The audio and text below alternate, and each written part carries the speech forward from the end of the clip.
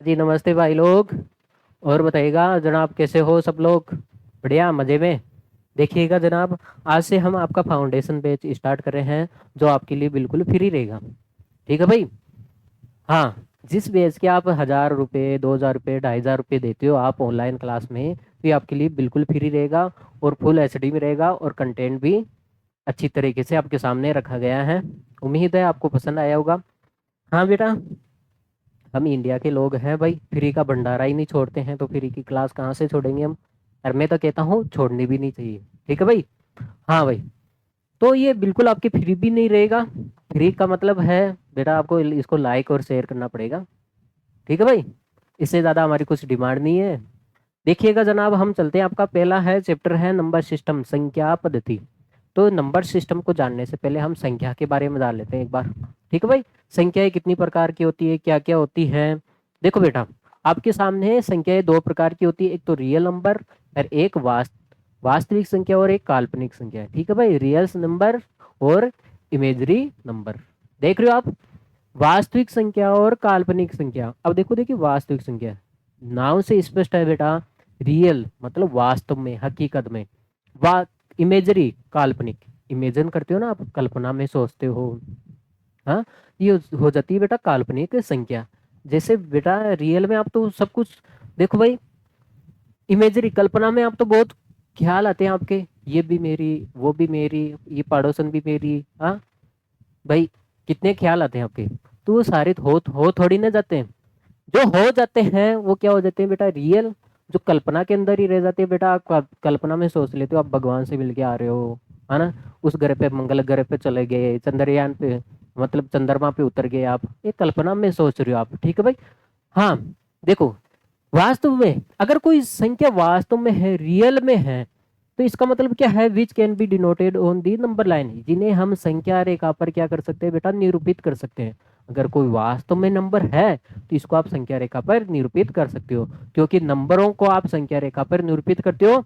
तो अब देखो, काल्पनिक नंबर है जो कल्पना में है, वो विच can B denoted on the number line. अब बेटा, आप कल्पना में आप कुछ भी सोच सकते हो, इसका मतलब ये थोड़ी ना है जो वो नंबर लाइन पे आ जाएगा। नंबर लाइन पे थोड़ी लिखा जा सकता है, जिन्हें आप संख्या रेखा पर निरूपित नहीं कर सकते। जैसे देखो बेटा, ये मैं आपके सामने लिख देता हूँ आपके सामने। जैसे हो गया ये 3, रियल है, संख्या रेखा पर निरूपित कर सकते हो इसको, 7/5, है ना भाई? ऐसे कर सकते हो ना भाई, 3/9, 3/11, ऐसे, -4/7। ये सारे क्या है, रियल नंबर है, वास्तविक संख्या है, जिसको आप नंबर लाइन तो जानते होंगे आप, उम्मीद है। नंबर लाइन जानते हो ना बेटा? यहाँ से 0 से स्टार्ट होती है, 1 2, यहाँ पे 2, ठीक है, ऐसे अनंत तक जाती है। और इधर माइनस में जाती है ना भाई, -1, -2, ऐसे। ये होती है नंबर लाइन। तो इस वास्तविक संख्या को आप नंबर लाइन पे प्रदर्शित कर सकते हो। देखो, काल्पनिक इमेजरी नंबर, इसका मतलब आप मुझे एक बात बताना, जैसे आप इसी चैप्टर में पढ़ोगे, √5, √2, √5, ठीक है भाई, √3, √3, ये क्या है, वास्तविक संख्या है। इसको आप सारे की सारी संख्याओं को आप क्या कर सकते हो बेटा, संख्या रेखा पर प्रदर्शित कर सकते हो, चाहे भिन्न दशमलव में भी लिख सकते हो आप। इसको भी आप, वास्तविक संख्या है ये, तो आप इसको नंबर लाइन पे शो कर सकते हो। आगे बात समझे? देखो, इमेजरी नंबर क्या होता है, जैसे मान लेते हैं अंडर रूट के स्क्वायर रूट के अंदर क्या आ जाए, माइनस आ जाए। स्क्वायर रूट के अंदर क्या आ जाए बेटा, माइनस आ जाए। अंडर रूट के अंदर जब माइनस आ जाता है तो इसको हम काल्पनिक नंबर देते हैं, क्योंकि स्क्वायर अंडर रूट के अंदर माइनस नहीं आ सकता कभी भी, लेकिन आपने लिख दिया इसको जबरदस्ती। आपने क्या कर दिया बेटा, इसको लिख दिया आपने। तो जो एंड्रॉइड के अंदर जो माइनस आता है, तो इसको अगर आ जाता है तो ये ऐसे नंबरों को हम कैसे बोलेंगे बेटा, काल्पनिक संख्या। ठीक है भाई, इमेजरी नंबर। अब देखो देख बेटा, इसको थोड़ा और डिटेल में पढ़ लेते हैं। देखो, इसको डिटेल में पढ़ने से पहले आप कॉम्प्लेक्स नंबर, सम्मिश्र संख्या, देखो सम्मिश्र संख्या क्या होती है। देखो, अभी भी मैंने समझाया था आपको। जैसे होता है बेटा, मैं आपको एक बात बताता हूँ, जैसे मैं आपके सामने ये उदाहरण है, ये कौन सी संख्या है बेटा, इमेजरी नंबर, काल्पनिक संख्या है, क्योंकि अंडर रूट के अंदर माइनस है। देखो, आप 11th क्लास में जाओगे तो वहां पे आता है आयोटा। आयोटा का मान होता है बेटा अंडर रूट में माइनस का 1। क्या होता है बेटा? माइनस का 1। इसको हम आयोटा बोलते हैं। अब 11th क्लास में पढ़ोगे, लेकिन यहाँ पे आपको पढ़ना जरूरी है। देखो आप मुझे एक बात बताना, अगर मैं 5 के मल्टीप्लाई में 1 लिखूं, कोई आपत्ति है क्या? नहीं है भाई। 5 के मल्टीप्लाई में मैं 1 लिखूं, इसको किसी को कोई आपत्ति है क्या? नहीं है। तो देखो, अब मुझे एक बात बताना, इस चीज को आप आयोटा लिख सकते हो। देखो ये माइनस का 1 माइनस 1 अंडर रूट, इसको आप क्या लिख सकते हो बेटा? आयोटा। इसलिए इसका मान कितना हो जाएगा बेटा? 5 आयोटा। आगे बस में क्या हो जाएगा बेटा? 5 आयोटा। ठीक है भाई। हाँ, ये तो हुई आयोटा की बात। अब देखो आपके सामने है सम्मिश्र संख्या। सम्मिश्र संख्या कॉम्प्लेक्स नंबर। देखो जटिल संख्या है ना, नाम से स्पष्ट है। देखो सम्मिश्र संख्या किसे कहते हैं? जब हम रियल नंबर और इमेजरी नंबर, वास्तविक संख्या और काल्पनिक संख्या मिल जाती है, तो इसको हम क्या बोलते हैं बेटा? सम्मिश्र संख्या। दोनों का योग कर देते हैं तो वो सम्मिश्र संख्या कहलाती है। जैसे वास्तविक संख्या ले लेते बेटा 7, काल्पनिक संख्या ले लेते, अभी भी लिया आपने माइनस का अंडर रूट 5। ठीक है भाई, माइनस का अंडर रूट 5। अब इसको आप ऐसे भी लिख सकते हो। तो आपने देखा है ये काल्पनिक संख्या और ये वास्तविक संख्या है, तो दोनों का योग मिलन क्या हो जाता है? सम्मिश्र संख्या हो जाती है। अब आपको पता है जो माइनस का 1 मल्टीप्लाई, इसके आप मल्टीप्लाई में 1 लिख सकते हो। तो इसका मान कितना हो गया? ये 5 तो हो ही गया, लेकिन इसका मान कितना हो गया बेटा? ये कितना हो गया? आयोटा हो गया ना ये। ऐसे मैं यहाँ पे लिख देता हूँ बेटा, आयोटा का मान रूट में -1 होता है। तो ऐसे नंबर कहीं पे भी दिख जाए आपको, 7 + 5 आयोटा, देखो आपको पता चल जाए। ऐसे कैसे भी कुछ भी नंबर आ सकते हैं बेटा। देखो ये ऐसे है ना, 3 + 4 आयोटा, ऐसे कुछ भी नंबर आ जाए, है ना, तो ये सम्मिश्र संख्या कहलाती है। ये रियल नंबर हो गया, ये काल्पनिक नंबर हो गया, इन दोनों का योग क्या कहलाएगा बेटा? सम्मिश्र संख्या। आगे बात में? अरे ठीक है भाई। हाँ, तो आप पहले तो इसको नोट कर लिया जाए, मैं थोड़ी देर के लिए साइड में हट जाता हूँ। हाँ भाई, फिर आप इसको नोट कर लो भाई, है ना, काम की चीज है ये। कंप्लीट सिखाया जाएगा बेटा, आपको मजा आ जाएगा आपको। देखो देखिए आगे, इसको देखो आप। हाँ, अब आपने देखो, हम पढ़ रहे थे, देखो बेटा, नंबर्स दो प्रकार के होते हैं, रियल्स नंबर और काल्पनिक नंबर। अब देखो कल्पना के अंदर बहुत सारी चीजें होती है। हाँ भाई, आप खुद को भगवान घोषित कर लो, है ना भाई, खुद को आप अमेरिका का राष्ट्रपति घोषित कर लो, हाँ, ब्रिटेन की महारानी और घोषित कर लो। तो ये कल्पना में आप कुछ भी सोच सकते हो, तो उसका उसका पढ़ना निश्चित थोड़ी है। अब भाई उसको पढ़ना, उसको थोड़ी पढ़ेंगे हम। तो ये काल्पनिक नंबर है, कल्पना में है। अरे कल्पना में जो चीजें होती है इसको हम नेग्लेक्ट कर देते हैं, तो हम क्या पढ़ेंगे बेटा? हाँ देखो, ये कल्पना में है तो इसको हम पढ़ेंगे नहीं, हम क्या पढ़ेंगे बेटा? वास्तविक नंबर, जो रियल में है। ठीक है, जो कहानी हकीकत में है उसी को ही पढ़ेंगे। देखो देखिए, अब देखो वास्तविक संख्या। देखो ये वास्तविक संख्या भी आपके सामने कितनी प्रकार की होती है बेटा? 2 प्रकार की होती है। वास्तविक संख्या 2 प्रकार की होती है, परमेय संख्या और अपरमेय संख्या। ठीक है भाई, रेशनल नंबर्स और इरेशनल नंबर्स। ठीक है भाई, इसका मतलब क्या है? देखो आपने 8 क्लास में पढ़ के आए हो परमेय संख्या, 7 क्लास में पढ़ के आए हो परमेय संख्या, पढ़ के आए हो ना। तो ये वास्तविक संख्या के पार्ट है भाई, वास्तविक संख्या के क्या है? ये पार्ट है। तो ये देखो परमेय संख्या और अपरमेय संख्या।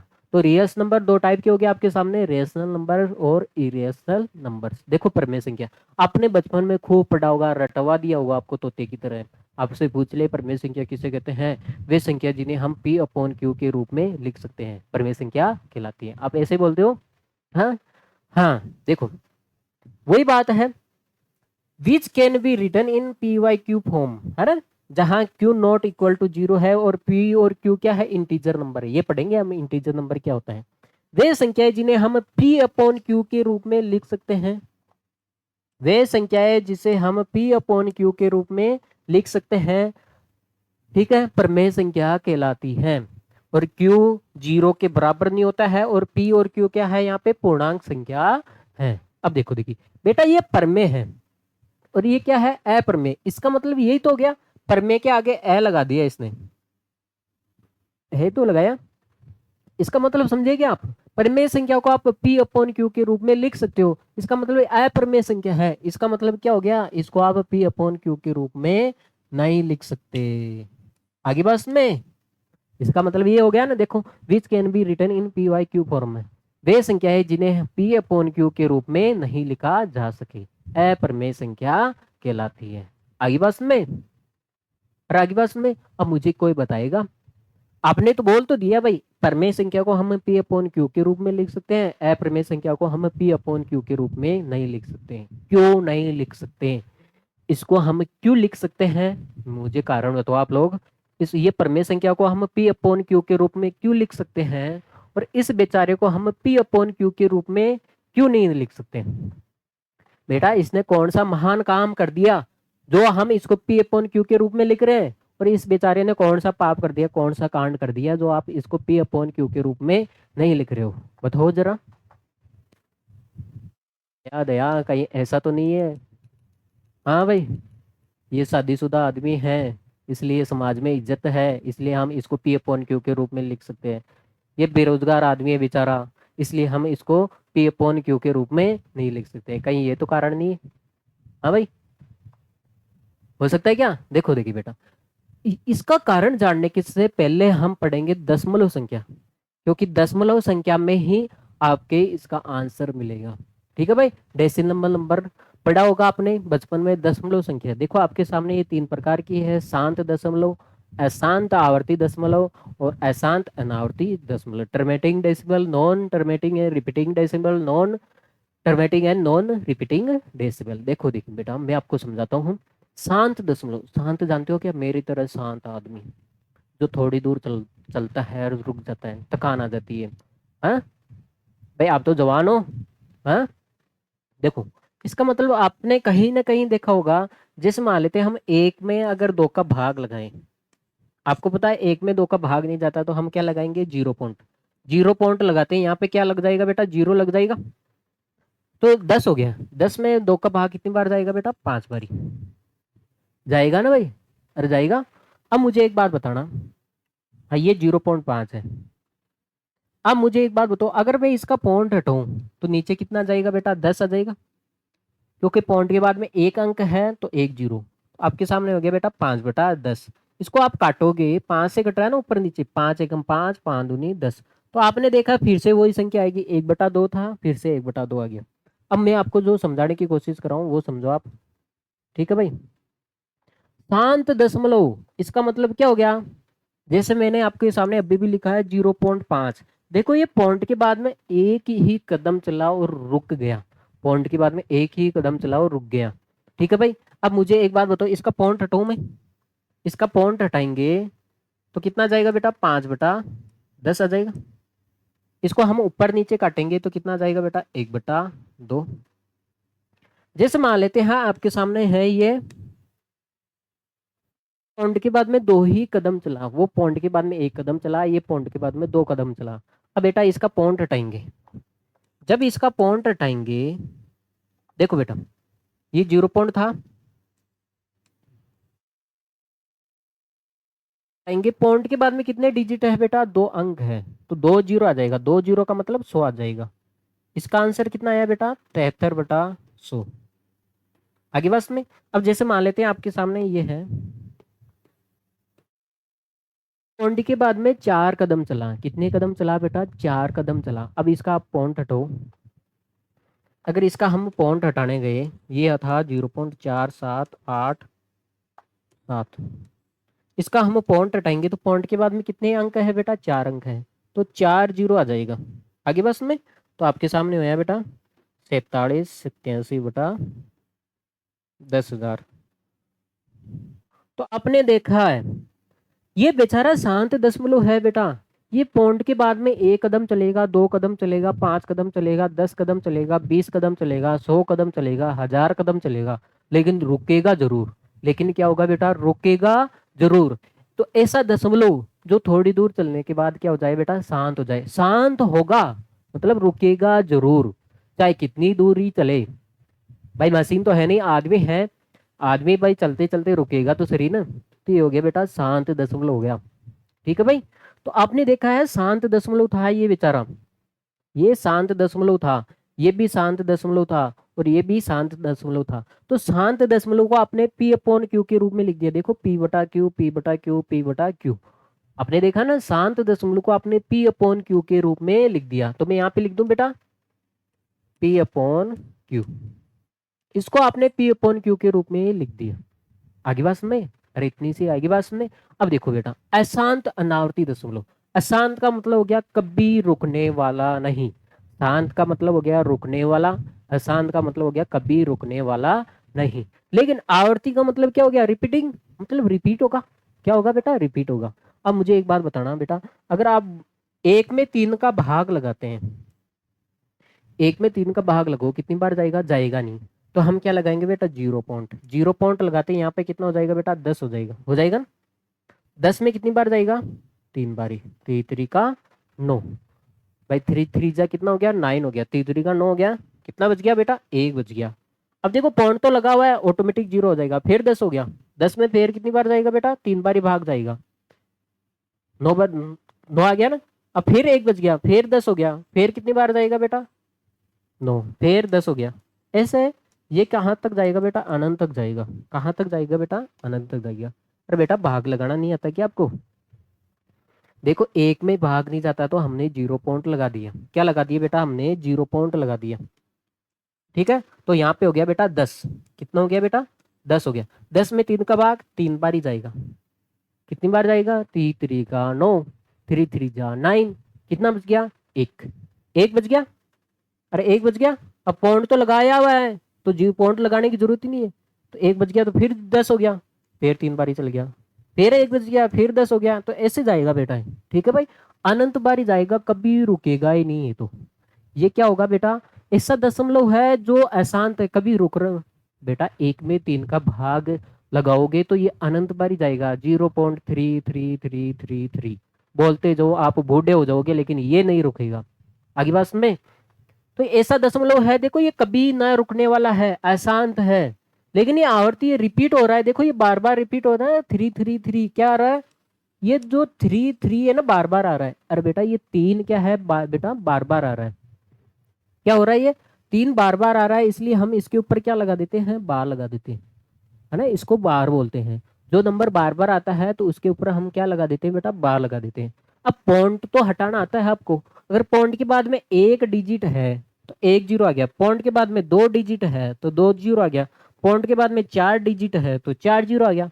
तो बार कैसे हटाएंगे बेटा, बार है बेटा, जितने डिजिट के ऊपर बार है उतने आप 9 लगा दो। जैसे मान लेते हैं यहाँ पे कितने डिजिट के ऊपर बार है बेटा, 1 डिजिट के ऊपर बार है तो 1 9 लगा दो आप बेटा, 1 अंक के ऊपर बार है तो आप नीचे 1 9 लगा दो। अब आप इसको काटो, 3 से कट रहा है ना, वापस देखो आपने वही आ गया, 1/3 से शुरू किया था, 1/3 आ गया। इसका मतलब जो अशांत आवर्ती दशमलव था इसको आप पी अपॉन क्यू के रूप में लिख सकते हो। समझ गए, जैसे मान लेते हैं इसको वापस डिटेल में कर लेते हैं भाई। देखो अभी अभी मैंने समझाया, ये 0 पॉइंट क्या है, ये 0.3333 है। तो ये हो गया बेटा 0.3 का बार। क्या हो गया बेटा, बार हटाओगे 9, कितना आ गया बेटा, 1/3। अब जैसे मान लेते हैं मैं आपकी संख्या लिख रहा हूँ आपके सामने, 7 3 7 3 7 3 7 अनंत तक जा रहा है। क्या जा रहा है बेटा, अनंत तक जा रहा है। ये अनंत तक जा रहा है इसलिए अशांत है, रुक नहीं रहा है ना इसलिए अशांत है। लेकिन ये आवर्ती है बेटा, देखो ये 37 37 37 37 बार बार आ रहा है ना, क्या आ रहा है, ये 37 37 बार बार आ रहा है, इसलिए हम 37 के ऊपर क्या लगा देंगे बेटा, बार लगा देंगे। क्या लगा देंगे बेटा, बार लगा देंगे। जब हम बार को हटाने गए, देखो इसको थोड़ा सही लिख देते भाई, आएगा नहीं, एक सेकंड तो रुको, मेरे को वापस लिखने दो भाई। ये आपके सामने था, तो आपने इसको लिखा है 3 का बार, ठीक है भाई, 3/9 कितना आया बेटा, 1/3। अब जैसे अभी लिखा आपने, आप लिख लो 47 47 47 47। आपने देखा है ये अनंत तक जा रहा है इसलिए अशांत है, आपने देखा ये 4 7 बार बार आ रहा है, इसलिए हम क्या लगा देंगे, इसके ऊपर बार लगा देंगे। क्या लगा देंगे बेटा, 4 7 के ऊपर क्या लगा देंगे बेटा, बार लगा देंगे। अब आपने देखा है बार को हटाएंगे किससे, आपने ये देखा है कितने डिजिट के ऊपर बार है बेटा, 2 डिजिट के ऊपर बार है। अरे ये देखा ना आपने, अरे बेटा 2 अंक के ऊपर बार है, देखो 4 और 7 2 अंक है, तो नीचे कितने जीरो 9 आ जाएंगे बेटा, 2 9 आ जाएंगे। तो अब आपने देखा है इसको भी आपने पी अपॉन क्यू के रूप में लिख दिया। देखो ऐसा दशमलव था जो अशांत था और आवर्ती था, रिपीट हो रहा था, तो आपने इसको पी अपॉन क्यू के रूप में लिख दिया बेचारे को। और ये कैसा था बेटा, अशांत था, लेकिन ये आवर्ती था, है ना, रिपीट हो रहा है बार बार। तो इसको भी आपने क्या किया, बार बार बार आ रहा था इसलिए बार लगा दिया, बार को हटाया तो हमने पी अपॉन क्यू रूप मिला है। मैंने एक वर्ड बोला है, बार को हटाएंगे, बार को हटाएंगे, बार को हटाएंगे तभी हमें पी अपॉन क्यू रूप मिलेगा। इस बार को हटाया तभी तो हमें पी अपॉन क्यू रूप मिल रहा है, अरे मिल रहा है ना। तो इसका मतलब अशांत आवर्ती दशमलव को भी आप पी अपॉन क्यू के रूप में लिख सकते हो, पी अपॉन क्यू के रूप में लिख सकते हो। अब देखो, देखिए अगला देखो आप, अशांत अनावर्ती दशमलव, ऐसा दशमलव जो अशांत हो, कभी खत्म न होने वाला, और नॉन रिपीटिंग मतलब जो रिपीट भी नहीं होगा। अब जैसे मान लेते हैं आपके सामने है,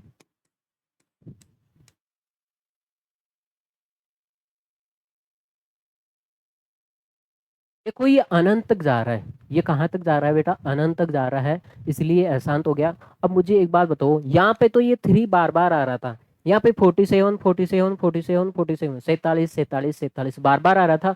कोई ऐसा सर्किल है कि देखो यहाँ पे 47 आ रहा है, आगे देखो कोई ऐसा सर्किल है कि जो बार बार रिपीट हो रहा है, कोई ऐसा सर्किल है क्या जो बार बार रिपीट हो रहा है, नहीं है ना। भाई बता सकते हो क्या, देखो बेटा यहाँ पे आपको पता है 3 के बाद में 3 आएगा, यहाँ पे आपको पता है 7 के बाद में क्या आ जाएगा, फिर 4 आ जाएगा, फिर 7 आ जाएगा, 4 7 4 7 ये चलेगा।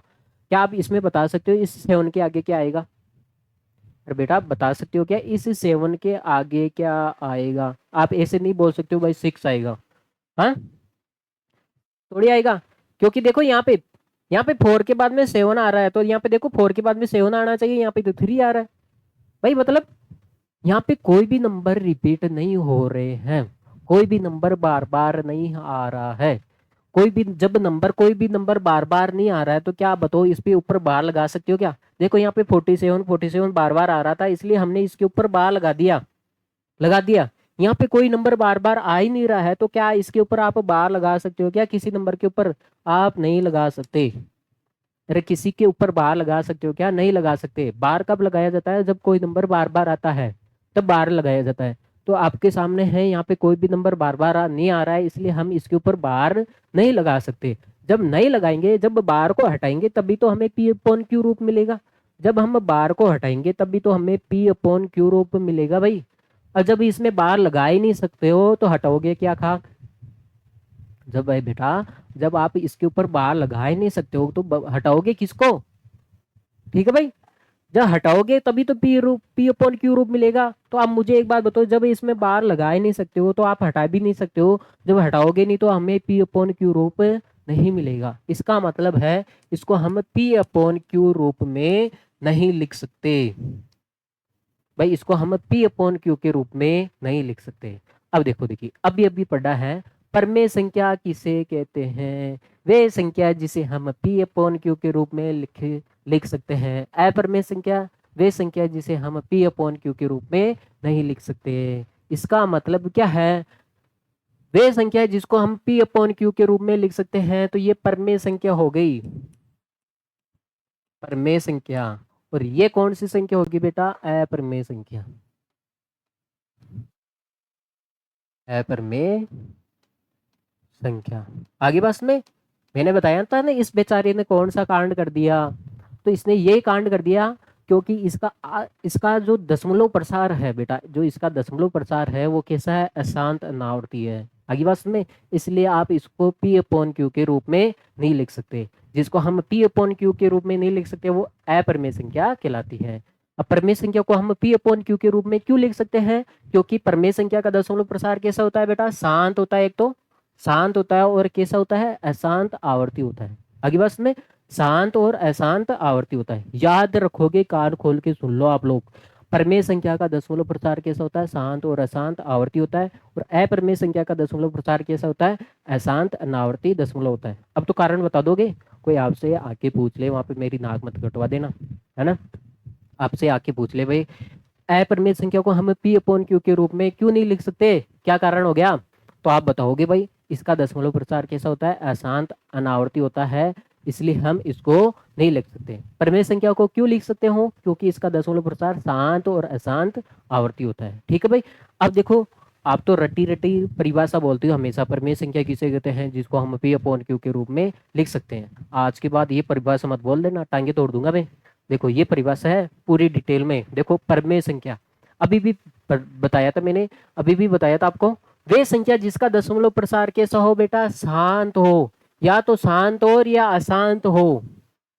अभी भी पढ़ा ना, परिमेय संख्या का दशमलव प्रसार कैसा होता है? शांत और अशांत होता है, ये होता है ना। तो इसी के आधार पे परिभाषा बनती है शांत और अशांत। ठीक है भाई। तो मैंने लिखा है यहाँ पे वे संख्याएं जिनका दशमलव प्रसार या तो शांत हो या अशांत आवर्ती हो तथा जिन्हें पी अपॉन क्यू के रूप में लिखा जा सकता है, और क्यू नॉट इक्वल टू 0 है, और पी और क्यू क्या है? पूर्णांक संख्या है। आगे बस में ये होगी बेटा परिमेय संख्या की परिभाषा। अब अपरिमेय संख्या, इसका दशमलव प्रसार कैसा होता है? अशांत अनावर्ती होता है। अब देखो अपरिमेय संख्या किसे कहते हैं? वे संख्या जिनका दशमलव प्रसार कैसा हो? अशांत अनावर्ती हो। ठीक है भाई। तथा जिन्हें पी अपॉन क्यू के रूप में लिखा नहीं जा सकता है। ठीक है भाई। आप इसको नोट कर लो, फिर हम आगे बढ़ते हैं। चले, देखो भाई समझ में आ गया ना आपको। अब देखो वास्तविक संख्या, अब आपने शुरू में पढ़ा था वास्तविक संख्या किसे कहते हैं। देखो यहाँ पे पढ़ा था आपने, वास्तविक संख्या के दो पार्ट होते हैं। परमेय, देखो वास्तविक संख्या किससे मिलकर बनी होती है बेटा? परमेय और अपरमेय संख्या से मिलकर बनी होती है। क्योंकि वास्तविक संख्या दो प्रकार की होती है, परमेय और अपरमेय। तो इसी के आधार पे हम वास्तविक संख्या की परिभाषा लिखेंगे बेटा। हाँ, सभी परमेय संख्या, जब सारी की सारी परमेय संख्या और सारी की सारी अपरमेय संख्या के समूह को, जब ये सारी की सारी परमेय संख्या और अपरमेय संख्या के समूह को क्या कहते हैं? हम वास्तविक संख्या कहते हैं। तथा आप इसको ऐसे भी लिखो कि जिन्हें हम संख्या रेखा पर क्या कर सकते हैं? निरूपित कर सकते हैं। इसका मतलब है वास्तविक संख्या को आप संख्या रेखा पर निरूपित कर सकते हो। इसका मतलब समझे क्या आप? अरे इसका मतलब समझे क्या आप? क्या वास्तविक संख्या को आपने अभी भी पढ़ा है बेटा। देखो वास्तविक संख्या को आप किस पे? संख्या रेखा पर निरूपित कर सकते हो। काल्पनिक संख्या को आप संख्या रेखा पर निरूपित नहीं कर सकते। तो आप ये ध्यान रखोगे वास्तविक संख्या को आप संख्या रेखा पर नंबर लाइन पे आप शो कर सकते हो। जब आप इसको नंबर लाइन पे शो कर सकते हो तो इसका मतलब है, अभी भी पढ़ा है, वास्तविक संख्या को आप संख्या रेखा पर निरूपित कर सकते हो। इसका मतलब ये इसी के तो पार्ट है। इसका मतलब इसको भी आप नंबर लाइन पे क्या कर सकते हो बेटा? शो कर सकते हो। इसको भी आप नंबर लाइन पे क्या कर सकते हो बेटा? शो कर सकते हो। तो नंबर लाइन है आपके सामने बेटा। वास्तविक संख्या को आप नंबर लाइन पे क्या कर सकते हो बेटा? प्रदर्शित कर सकते हो। इसका मतलब समझे क्या? ये इसी के तो पार्ट है।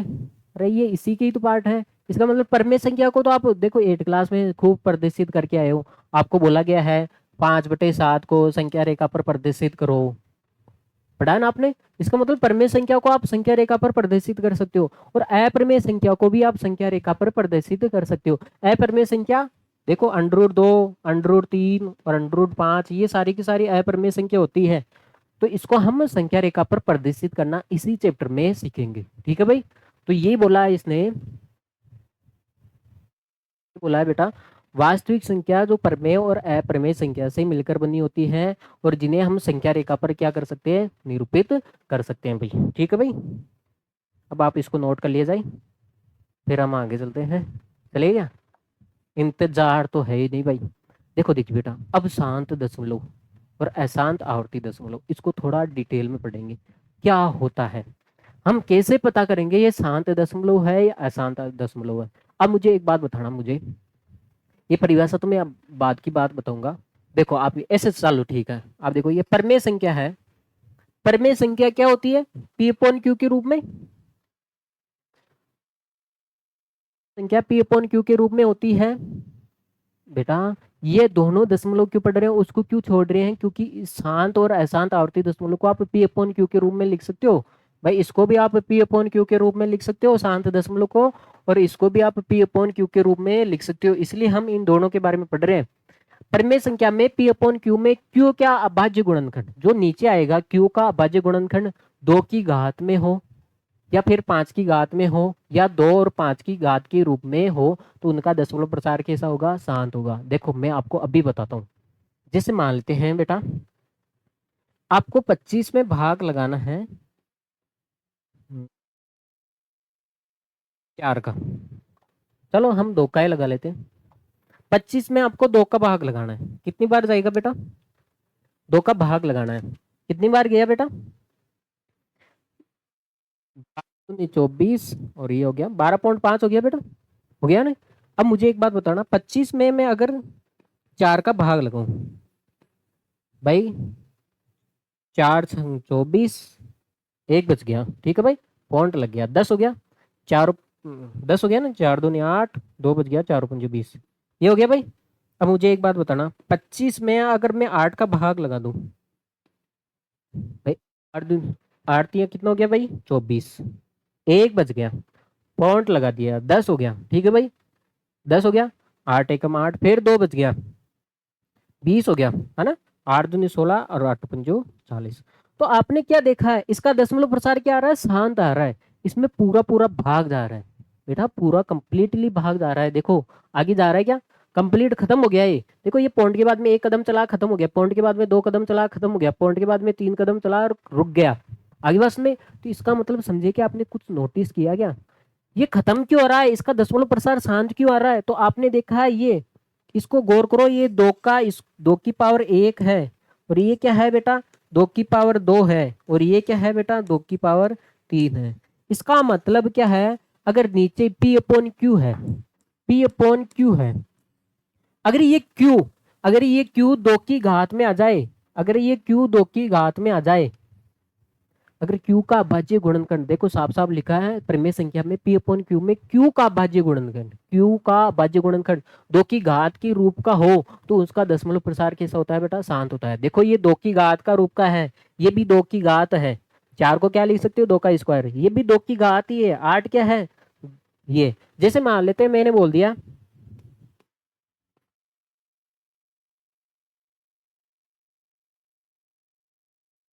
जैसे मैंने बोल दिया आपको, इसमें आपको भाग लगाना है 16 का, इतनी बड़ी संख्या दे दी, मैंने पूछ लिया इसमें आप बताओ इसका दशमलव प्रसार कैसा होगा, तो आपको भाग लगाने की आवश्यकता नहीं पड़ेगी, आप देख के ही बता सकते हो इसका दशमलव प्रसार शांत होगा या अशांत होगा।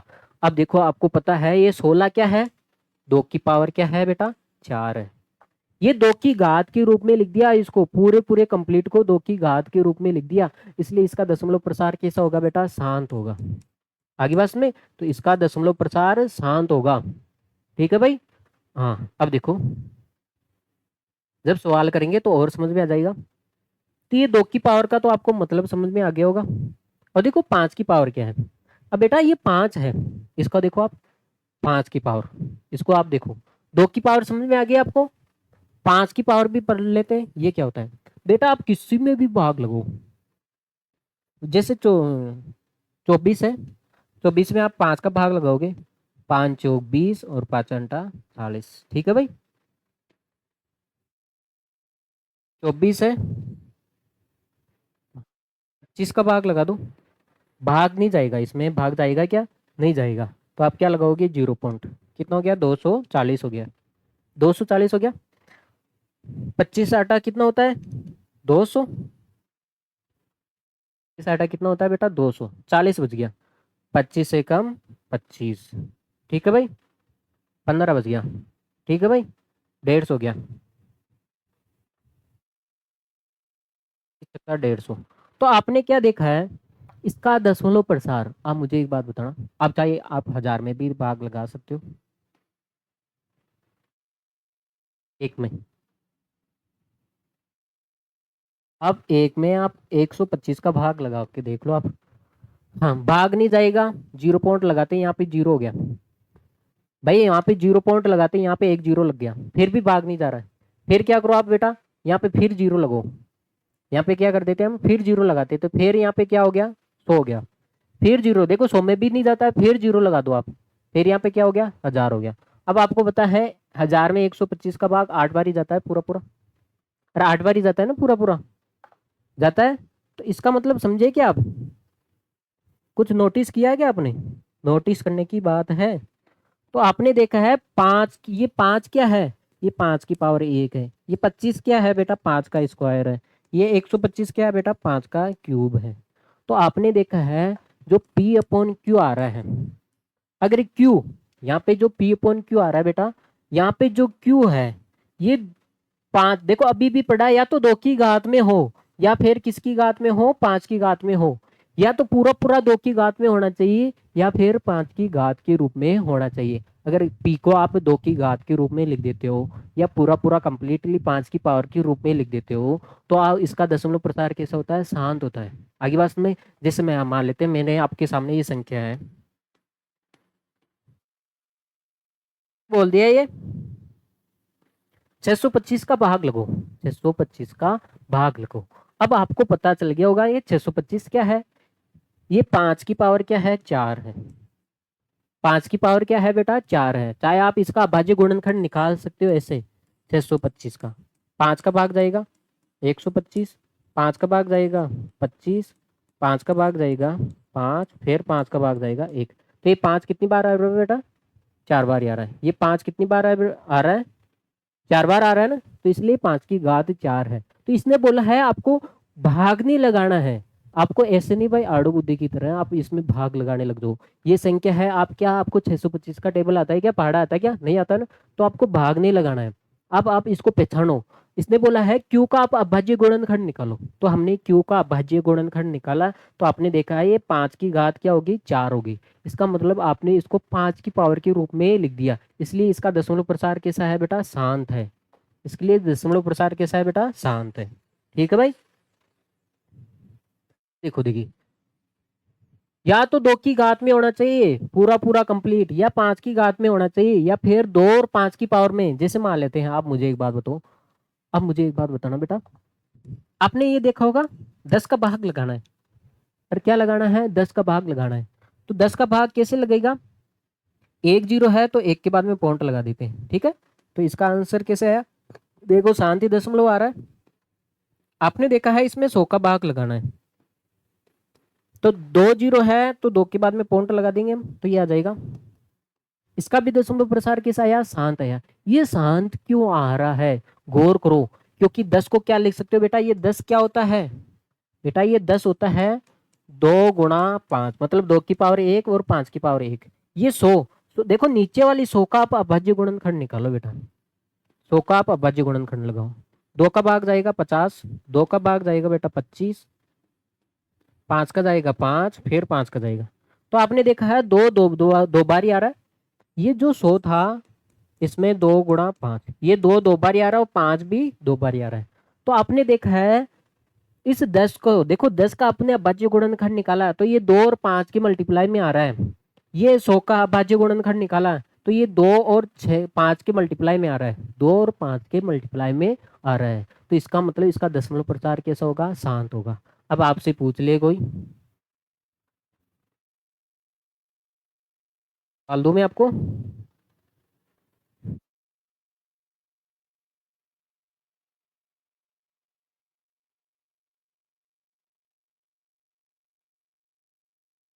बोल दिया आपको 1200 है।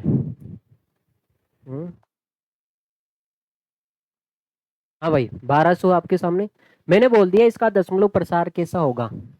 तो आपको कुछ नहीं करना है, इसमें 1200 का भाग नहीं लगाना, आप तो इसके 1200 के आप अभाज्य गुणनखंड निकालो। क्या निकालो बेटा, 1200 के अभाज्य गुणनखंड, 2 का भाग गया 1250, ठीक है भाई 1250 लिखते, 1250 करो इसको, हम 1250 करते हैं एक बार के लिए, ठीक है भाई। 1200 आसान हो गया आपके लिए भाग लगाना, ये हो गया भाई बेटा, बेटा 1250 है। मैंने बोल दिया भाई इसमें आपको इसका दशमलव प्रसार कैसा होगा, तो आप एक ही काम करोगे, इसका आप अभाज्य गुणनखंड निकालोगे। तो आपने 2 का भाग लगाया, तो ये हो गया बेटा 625, फिर 5 का जा रहा है 125 फिर 5 का जा रहा है 25 फिर 5 का जा रहा है 5 फिर 5 का जा रहा है 1।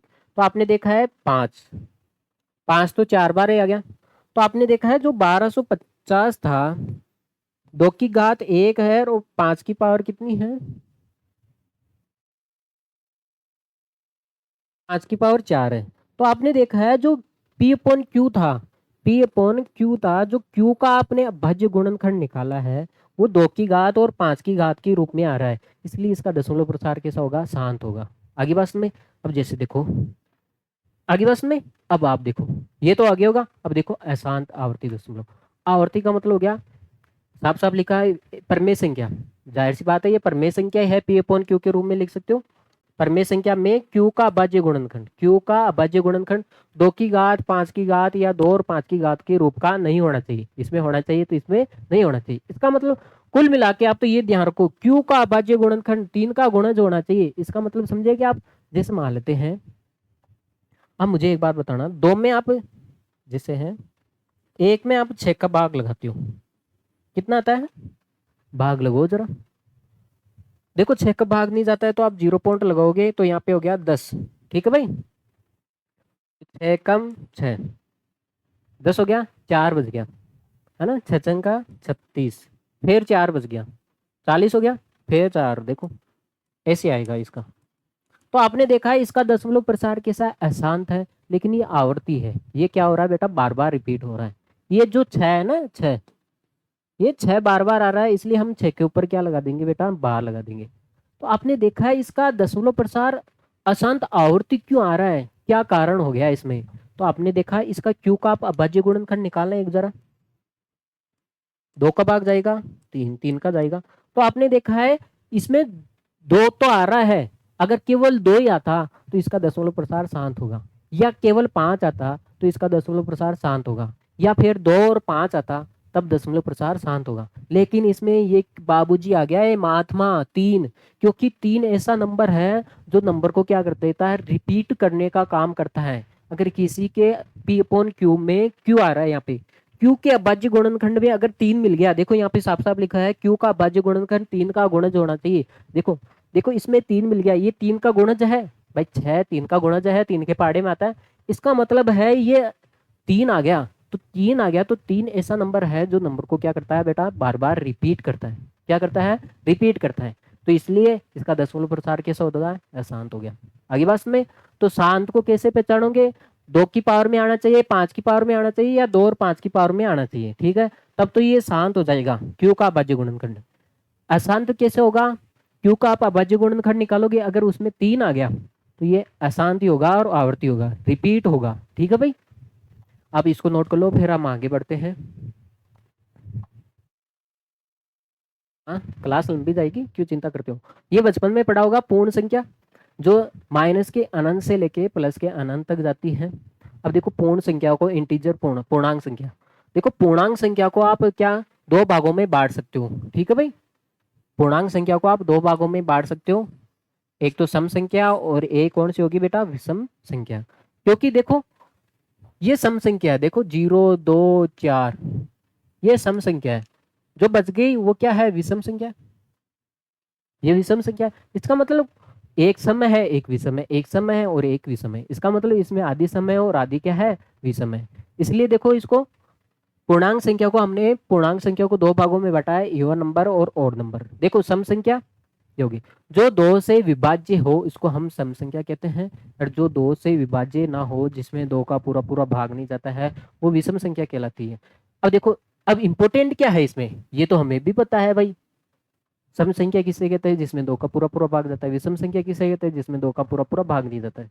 इसमें नया क्या सीखेंगे, ये देखो जितनी भी सम संख्या है इसको 2 के मल्टीप्लाई 2k के मल्टीप्लाई में लिख सकते हो। जैसे मान लेते हैं ये 6 है, इसको आप क्या लिख सकते हो बेटा 2 मल्टीप्लाई 3। जैसे आ गया ये 12, इसको क्या आप लिख सकते हो 2 मल्टीप्लाई 6। जैसे हो गया ये 48 सम संख्या है, इसको आप 2 मल्टीप्लाई 24 लिख सकते हो। जैसे हो गया ये जैसे हो गया बेटा 90, इसको भी आप 2 मल्टीप्लाई। तो आपने देखा है जो भी सम संख्या है इसको आप 2 के मल्टीप्लाई के रूप में लिख सकते हो।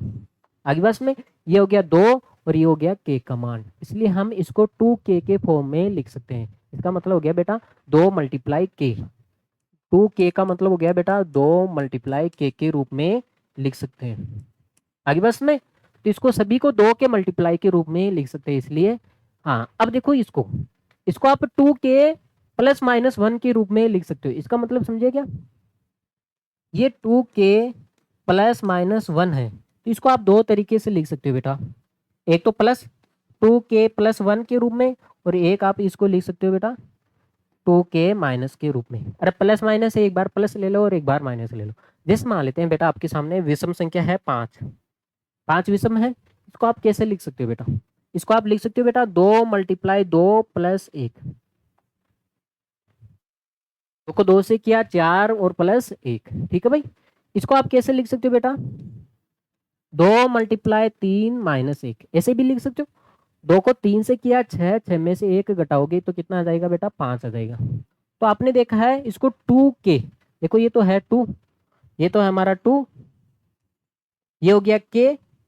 एक तो प्लस के रूप में भी लिख सकते हो +1, और एक -1, देखो 2k प्लस 1 माइनस 1 के रूप में लिख सकते हो। जैसे मैंने आपको कोई बड़ा उदाहरण दे देता हूँ, जैसे आपके सामने 27 है, विषम संख्या है, तो आप इसको कैसे लिख सकते हो बेटा 2 गुणा 13, 13 को 2 से गुणा करोगे 26, और 26 में आप 1 जोड़ोगे तो कितना हो जाएगा बेटा 27। आप ऐसे भी लिख सकते हो। 2 को अगर 14 से गुणा किया 28, 28 में से आप 1 निकाल लो, कितना होगा बेटा 27। तो इसलिए आपने इसको 2 के प्लस 1 माइनस 1 के रूप में लिख सकते हो। आगे बस में तो ये ध्यान रखना है बेटा, विषम संख्याओं को किसके रूप में लिख सकते हो बेटा 2k, यहाँ पे 2n भी आ सकता है, एग्जाम में पूछा जा सकता है विषम संख्या का व्यापक रूप 2n। देखो सम संख्या का, विषम संख्या का व्यापक रूप 2k प्लस 1 माइनस 1 के रूप में आप इसको लिख सकते हो, ये ध्यान रखोगे आप, ठीक है भाई। अब आप इसको नोट कर लो, चले भाई। हाँ वोल नंबर, ठीक है भाई, पूर्ण संख्या। अब आपको पता है ये 0 से लेके अनंत तक जाती है, इसलिए हम इसको वोल नंबर पूर्ण संख्या कहते हैं, पूरी पूरी संख्या है, ठीक है भाई।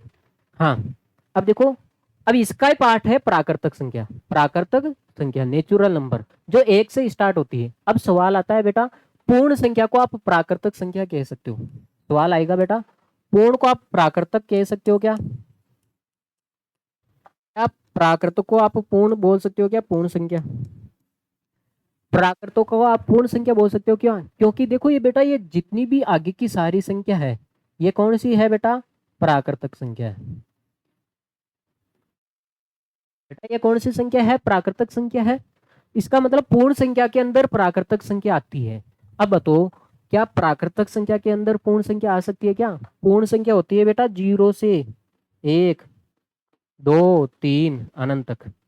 देखो क्या ये सारी की सारी इसके अंदर आती है क्या, नहीं आती बेटा, ये इधर की तो आती है लेकिन ये 0, ये देखो ये टांग अड़ा दिया, ये जो पूर्ण है लेकिन प्राकृतिक नहीं है, तो कहा जाता है पूर्ण संख्या को आप प्राकृतिक संख्या कह सकते हो, लेकिन प्राकृतिक संख्या को आप पूर्ण संख्या नहीं कह सकते, क्योंकि ये 0 है, ये पूर्ण है, इसको आप प्राकृतिक संख्या नहीं कह सकते। कह सकते हो क्या, नहीं कह सकते, इसलिए आप ध्यान रखोगे, इसको नोट कर लो भाई। वो तो जल्दी जल्दी चलेंगे बेटा। अभाज्य संख्या, प्राइम नंबर और कंपोजिट नंबर। देखो अभाज्य संख्या, अब मुझे एक बात बताना, एक है, एक किसके पहाड़े में आता है, केवल एक के पहाड़े में आता है। दो किसके किसके पहाड़े में आता है बेटा, एक और दो के पहाड़े में आता है ना दो। तीन किसके पहाड़े में आता है बेटा, एक और तीन के में आता है। और चार, अरे चार किसकी किसकी टेबल में आता है बेटा, एक की टेबल में भी आता है, दो की में भी आता है, और चार की में भी आता है। और पांच, एक और पांच की टेबल में आता है। और छह किसकी किसकी टेबल में आता है बेटा, एक की में भी आता है, दो की में भी आता है, और तीन की में भी आता है, और छह की में भी आता है। अब मुझे एक बात बताना, सात, सात किसकी टेबल में आता है भाई, एक की टेबल में आता है और खुद सात की में आता है। आठ, आठ किसकी किसकी टेबल में आता है भाई, एक दो चार और आठ। और नौ, एक तीन नौ। और दस किसकी टेबल में आता है बेटा, एक पाँच और 10, ठीक है भाई। 11, एक और 11। अब देखो बेटा मैंने लिखा है ओनली टू फैक्टर अभाज्य संख्या। आप तो ऐसे देखते हो भाई, अभाज्य संख्या बचपन में पढ़ के आए हो, जिसमें खुद के अलावा किसी और का भाग नहीं जाता है, जिसमें स्वयं के अलावा किसी और का भाग नहीं जाता है, अभाज्य संख्या कहलाती है। भाज्य संख्या जिसमें खुद के अलावा स्वयं के अलावा किसी और का भी भाग जाता है, भाज्य संख्या। ये बेटा पुरानी परिभाषा होगी दूसरी क्लास की। ये देखो आप, अभाज्य संख्या प्राइम नंबर जिसके दो गुणनखंड हो, जिसके केवल और केवल कितने गुणनखंड हो, दो ही गुणनखंड हो। अब मुझे एक बात बताना, इसके गुणनखंड कितने हैं बेटा? दो है। इसके भी कितने गुणनखंड है? दो गुणनखंड है। 5 के भी कितने गुणनखंड है बेटा? दो है। और 7 के भी कितने हैं? दो है। और 11 के भी कितने हैं बेटा? दो गुणनखंड है। जिसके केवल दो गुणनखंड हो, जिसमें देखो एक तो एक रहेगा, देखो एक सभी में आ रहा है, देखो एक एक एक सभी में आ रहा है, और एक खुद रहेगा। दो गुणनखंड में देखो भाई, जिसकी वे संख्या जिसकी दो गुणनखंड हो, केवल दो ही फैक्टर हो, जिसमें एक तो खुद रहेगा और एक एक रहेगा। देखो एक आ रहा है सभी में, देखो एक आ रहा है सभी में भाई, एक आ रहा है ना सभी में, और एक स्वयं खुद ही आ रहा है। देखो दो है तो दो आ रहा है, तीन है तो तीन आ रहा है, पांच है तो पांच आ रहा है, सात है तो सात आ रहा है, 11 है तो 11 आ रहा है। तो इसका मतलब समझे, जिसके केवल दो ही गुणनखंड हो उसको क्या बोलेंगे? अब अभाज्य संख्या बोलेंगे। अब भाज्य संख्या किसे कहते हैं? जिसके दो से ज्यादा, दो से अधिक गुणनखंड हो, more than two factor, more than two factor. आगे बात में, जिसके दो से अधिक गुणनखंड हो। दो से अधिक किसके गुणनखंड है? देखो 4 के हैं, 6 है, 8 है, 9 है, 10 है, आगे 12 भी आएगा।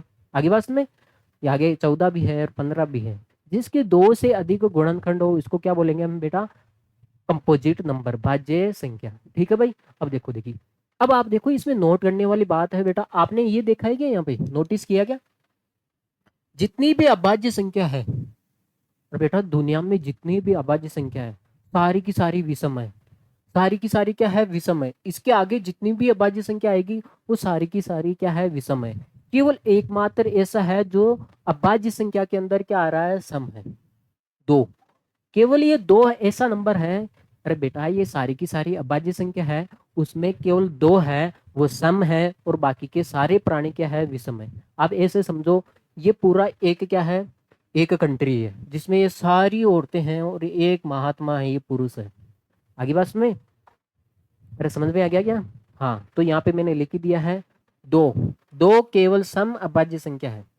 आपसे पूछा जाएगा केवल सम अभाज्य संख्या कौन सी है? केवल दो ही है। दो ही है जो केवल क्या है? सम भी है और अभाज्य। इसके अलावा अभाज्य में सम कोई नहीं आता है, केवल ये आता है। ठीक है भाई।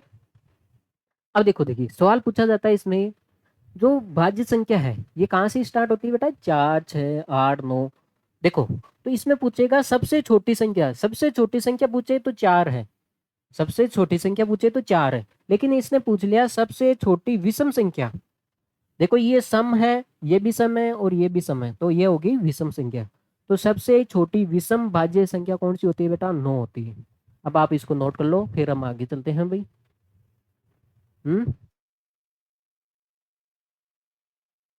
और बचा है, देखो। अब देखो, आपने देखा होगा ये एक है बेचारा रह गया और सारे नंबर आ गए। तो देखो एक, अब मुझे एक बात बताओ, क्या इसको मैं अभाज्य संख्या कह दूं क्या एक को? क्योंकि ये बोलता है अभाज्य संख्या के लिए दो फैक्टर चाहिए, तो इसलिए आप एक को आप अभाज्य संख्या नहीं बोल सकते हो। क्या भाज्य बोल सकते हो क्या? भाज्य के लिए दो से ज्यादा फैक्टर चाहिए, दो से ज्यादा गुणनखंड चाहिए, तो इसके पास तो एक ही है। इसलिए एक न तो भाज्य होता है और न ही अभाज्य होता है। देखो साफ साफ लिखा है, एक न तो भाज्य संख्या है, एक ना इधर प्राइम नंबर और कंपोजिट नंबर। एक न तो भाज्य संख्या है और न ही क्या है? भाज्य संख्या है। अब देखो, जीरो कैसी है? सम संख्या है। जीरो न तो धनात्मक होता है और न ही ऋणात्मक होता है। ठीक है भाई। जीरो न तो पॉजिटिव होता है और न ही ये नेगेटिव होता है, लेकिन जीरो सम संख्या है। आगे बस में ध्यान रखोगे, सभी पूर्णांक संख्याएं परमेय संख्या होती है। सही कहा। देखो पूर्णांक संख्या आपने पढ़ा होगा, ये माइनस के अनंत से जाती है, -3, -2, -1, 0। ठीक है भाई, 1, 2 अनंत तक जाती है। ये जो पूर्णांक संख्या है, क्या इसको आप परमेय संख्या बोल सकते हो? आप बोल सकते हो बेटा। अगर मैं सभी के भाग में एक लगा दूं, सभी के भाग में मैं एक लगा दूं, तो आपने देखा है ये पी अपॉन क्यू रूप में बन गया। देखो पी अपॉन क्यू रूप सभी का क्या बन गया बेटा, पी अपॉन क्यू रूप मिल गया। तो इसलिए सभी की सभी जो पूर्णांक संख्या है इसको आप परमेय संख्या बोल सकते हो, ठीक है भाई। लेकिन परमेय संख्या को आप पूर्णांक संख्या नहीं बोलोगे। अब देखो, अब यहाँ पे है एक बहुत प्यारा सवाल है, एक परमेय संख्या और एक अप्रमेय संख्या, एक परमेय संख्या और एक अप्रमेय संख्या का योग करो। बेटा एक तो आप परमेय संख्या ले लो और एक अप्रमेय संख्या ले लो, ठीक है भाई। इसका आप चाहे योग करो, चाहे आप अंतर करो, चाहे आप इसका गुणा करो। देखो एक परमेय संख्या और एक अपरमेय संख्या का चाहे आप योग करो, चाहे आप अंतर करो, चाहे गुणा करो, चाहे आप भाग करो, ठीक है। तो कौन सी संख्या आएगी? देखो आपको मैं समझाता हूँ। परमेय संख्या एक तरह से आप मानो बेटा शुद्ध जल है। क्या है बेटा? शुद्ध जल है। और ये क्या है? अशुद्ध पानी है, ठीक है भाई। एक तो शुद्ध पानी है और एक अशुद्ध पानी है। एक तो बेटा एक गिलास में आप शुद्ध पानी ले लो और एक में क्या ले लो? अशुद्ध। अरे एक में साफ पानी ले लो और एक में गंदा पानी ले लो, दोनों को मिक्स करो, क्या शुद्ध आएगा या अशुद्ध पानी आएगा? भाई गंदा ही पानी आएगा ना। इसलिए बेटा ये शुद्ध है और ये अशुद्ध है। जब शुद्ध के साथ अशुद्ध संख्या मिलती है तो क्या हो जाता है बेटा? अशुद्ध ही होता है हमेशा। तो इसलिए हमेशा कौन सी संख्या आएगी बेटा? अपरिमेय संख्या। कौन सी संख्या आएगी बेटा? अपरिमेय संख्या। आगे बस में तो इसने बोला है एक परमेय संख्या और एक अपरिमेय संख्या है, चाहे आप इसका योग करो, चाहे गुणा करो, चाहे भाग करो, चाहे कुछ भी करो, तो हमेशा कौन सी संख्या आएगी? अपरिमेय संख्या ही आएगी, ठीक है भाई। हाँ तो इरेशनल नंबर,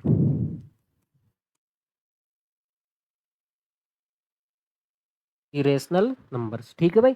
देखो सभी पूर्णांक संख्या प्राकृतिक संख्या होती है, मैंने सब बताया था आपको। जितनी भी पूर्णांक संख्या है इसको आप प्राकृतिक संख्या बोल सकते हो, ठीक है भाई।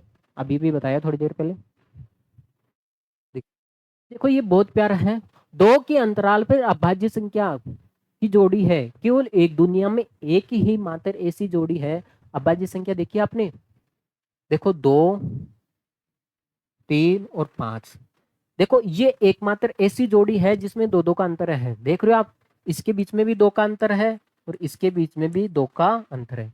ये 3 अंकों की ऐसी संख्या है जिसमें दो दो का अंतर है, इसके अलावा कोई भी संख्या नहीं है। लगातार संख्या है ये जिसमें दो दो का अंतर है।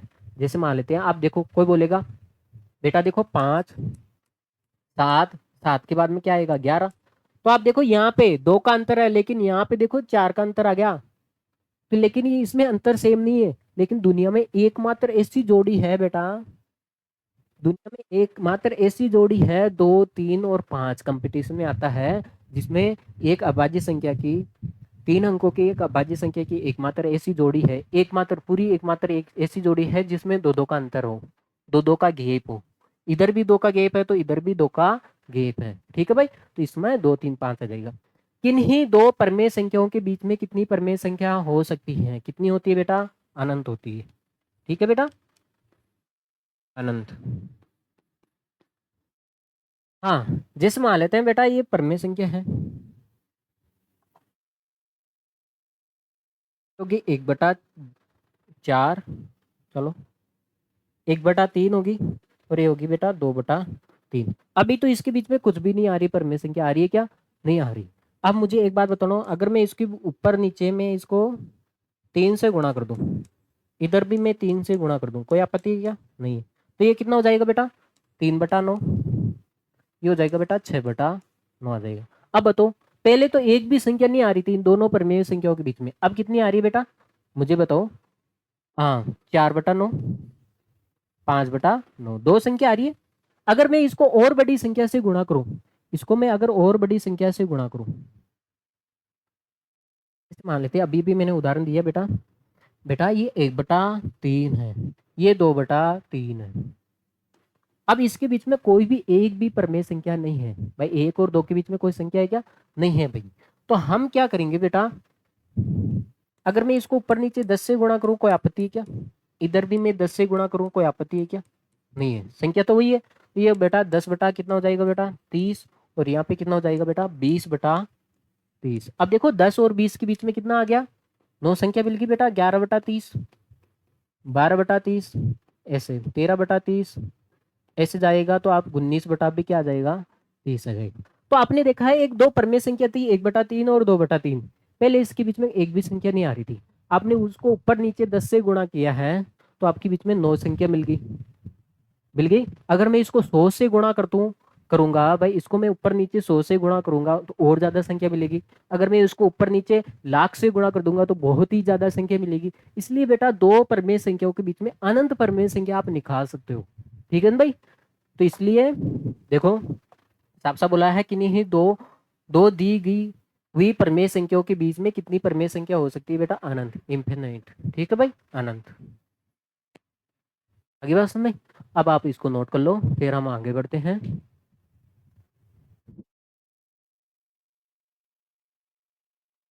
तो देखिए सह अभाज्य को prime number, relatively prime number, ठीक है भाई, सह अभाज्य संख्या।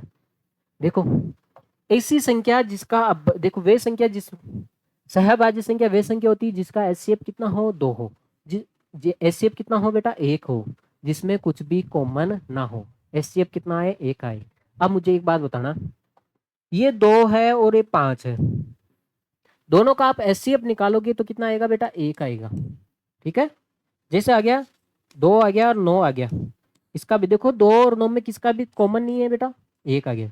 जैसे आप मुझे एक बात बताना, जिससे हो गया बेटा 4 और 12 हो गया, क्या कॉमन है इसमें, नहीं। जैसे मैं मान लेते हैं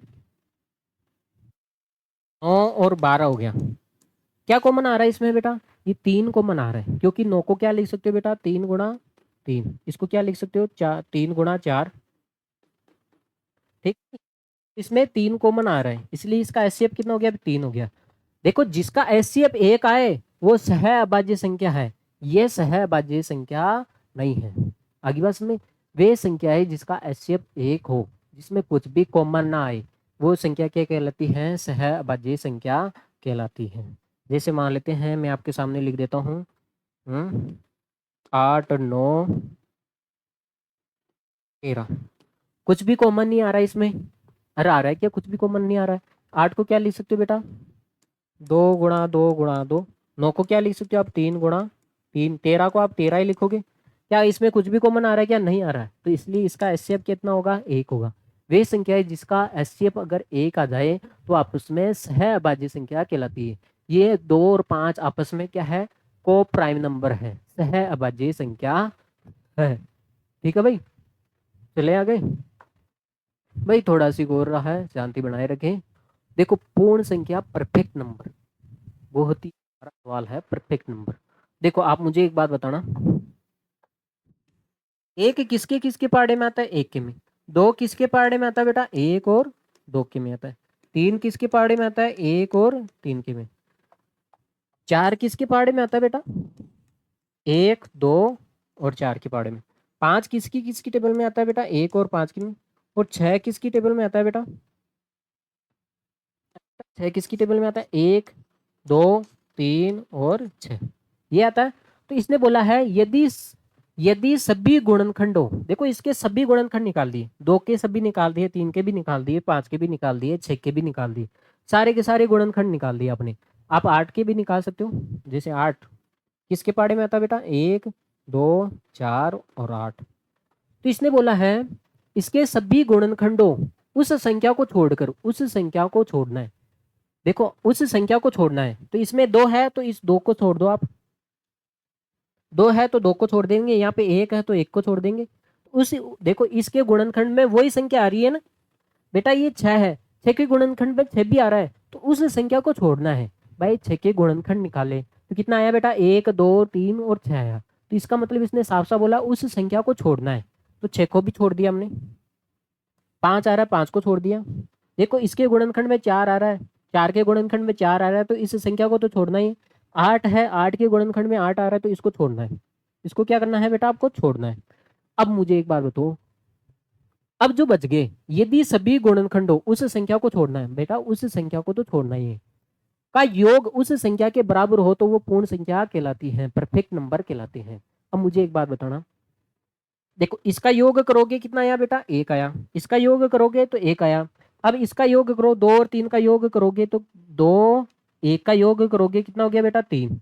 यहाँ पे 1 हो गया। यहाँ पे आप योग करो बेटा, 3 और 3 कितना हो गया, 6 आ गया, 6 आ गया ना। देखो यहाँ पे आप योग करो, 4 4 2 6 1 7, यहाँ पे 7 आ रहा है बेटा। इसने साफ साफ बोला है अगर इसके गुणनखंडों में से अगर उसी इसके गुणनखंडों का योग करे, इसके गुणनखंडों का योग करे तो उस संख्या के बराबर आ जाता है, तो एक परफेक्ट नंबर कहलाता है, एक परफेक्ट नंबर कहलाता है। इसका मतलब यहाँ पे 6 परफेक्ट नंबर है और बाकी के नहीं है। देखो मैं इसको वापस समझाता हूँ, मैं आपको बड़े बड़े उदाहरण देता हूँ। देखो एक तो है मेरे सामने, जैसे मैंने बोल दिया आपको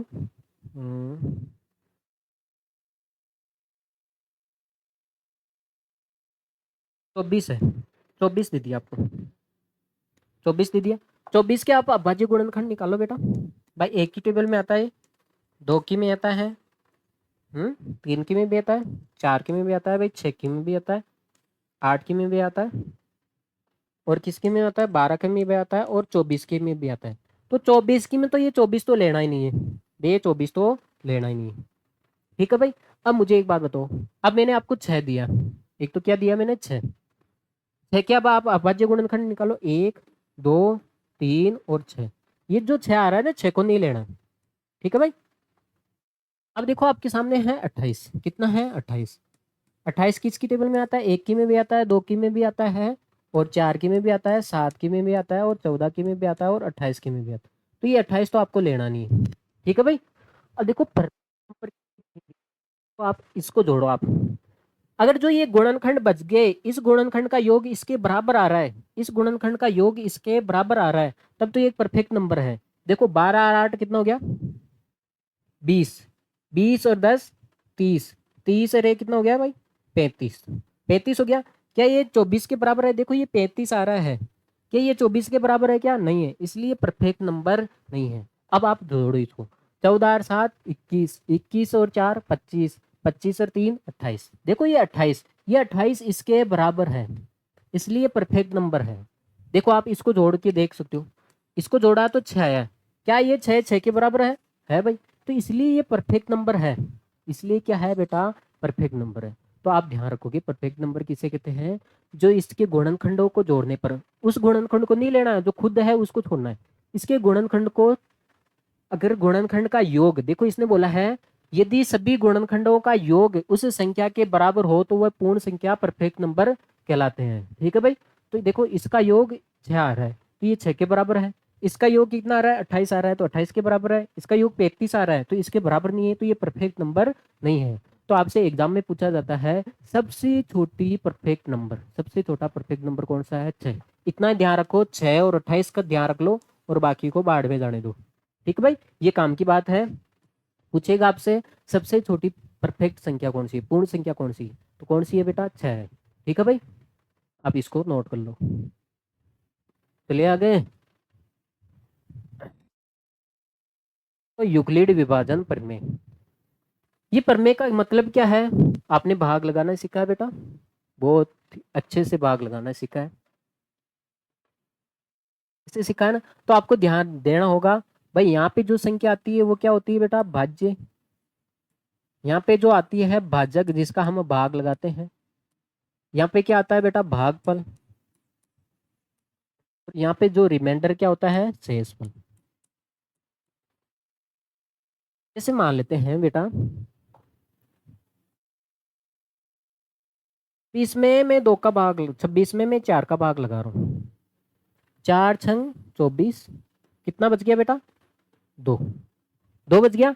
अब देखो ये 26, अरे 26 को मैं 4 का भाग लगा के, देखो बेटा जैसे मान लेते हैं मैं इस रिमोट को तोड़ रहा हूँ, इसको मैं तोड़ रहा हूँ, क्या कर रहा हूँ, तोड़ूंगा नहीं, समझाने के लिए बता रहा हूँ आपको, मैं तो इसको तोड़ रहा हूँ। अगर मेरे को इसको जोड़ना है, जो तोड़े हुए भाग है उसको ही तो जोड़ोगे, तो इसका मतलब भाई इसने आपने क्या किया कि जो बेचारा ये 26 था इसमें 4 का भाग लगा के इसको तोड़ दिया, इस 26 को आपने 4 का भाग लगा के तोड़ दिया, तो ये 26 आएगा कैसे, वापिस जोड़ दो। भाई भाग लगाते हो तो तोड़ते हैं तो गुणा कर दो, तो वापिस 26 कैसे आएगा बेटा, 4 को 6 से गुणा करोगे, 4 गुणा 6 प्लस जो रिमाइंडर आ रहा है इसको आप जोड़ोगे आगे बस में, तो ये हो गया, 26 हो गया ना, 24, 24 और 2 26 हो गया ना। तो ऐसे है ये भाज्य। ये जो भाज्य है, देखो बेटा आपने भाज्य में 4 का भाग लगा के, बेटा ये 26 था बेचारा, सीधा सीधा आदमी था, इसमें आपने 4 का भाग लगा के तोड़ दिया इसको। ठीक है भाई, देखो इधर 6 आ गया और इधर 2 आ गया। ठीक है, तो वापस क्या करना पड़ेगा, इसको वापस लाना है आपको, 26 को वापस लेके आना है। तो कैसे लेके आओगे, तो इसको और आप इसको मल्टीप्लाई कर दो, है ना। तो ये भाजक है और ये भागफल है, भाजक और भागफल को मल्टीप्लाई कर दोगे प्लस शेषफल जोड़ दोगे, तो ये देखो भाजक आ गया और ये भागफल आ गया और ये क्या हो गया बेटा, शेषफल आ गया। तो ये फॉर्मूला हो जाता है बेटा भाज्य बराबर भाजक इंटू भागफल प्लस शेषफल। ठीक है भाई, अब आप नोट कर लिया जाए। हाँ, सवाल कराया जाए क्या। लो भाई मैं आपको सवाल देता हूँ।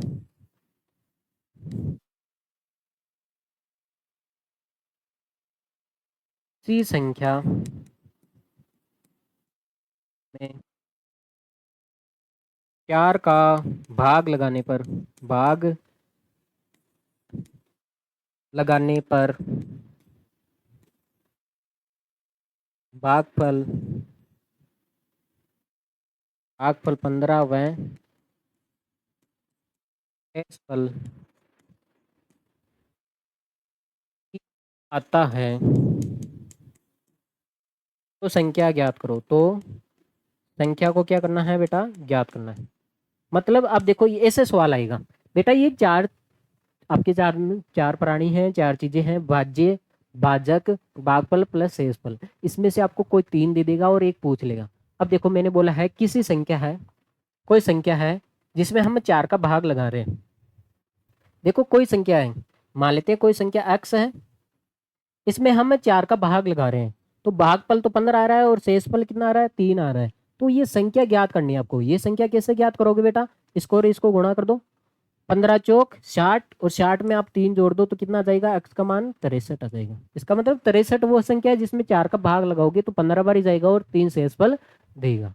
ऐसे सवाल आता है भाई। ठीक है भाई, चले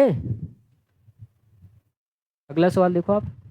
देखो बेटा ये घातांक के नियम है, तो 1 मिनट आप रुकोगे।